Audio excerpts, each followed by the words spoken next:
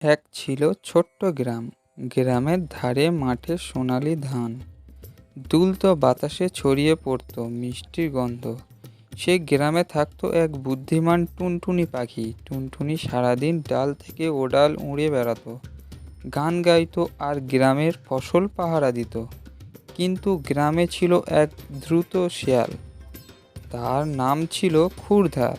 ক্ষুরধার ছিল ভীষণ চালাক। খাওয়ার সময় তার বুদ্ধি কেমন যেন উল্টো হয়ে যেত।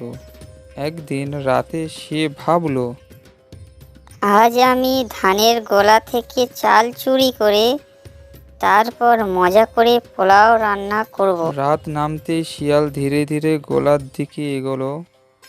চারপাশে নিস্তব্ধ, কিন্তু টুনি তো জেগেই ছিল। সে লুকিয়ে সব দেখছিল। আহা, এই শিয়াল, আবার শুরু করেছিস?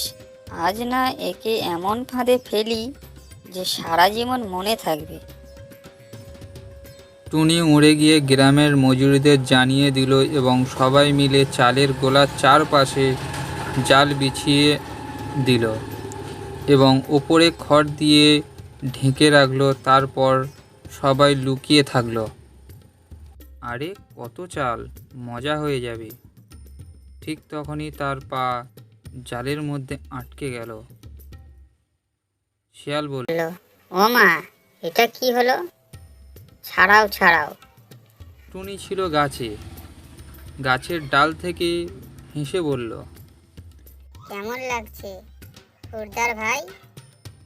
চুরি করতে এসে এবার কিন্তু ধরা খেয়েছো। গ্রামের লোকজন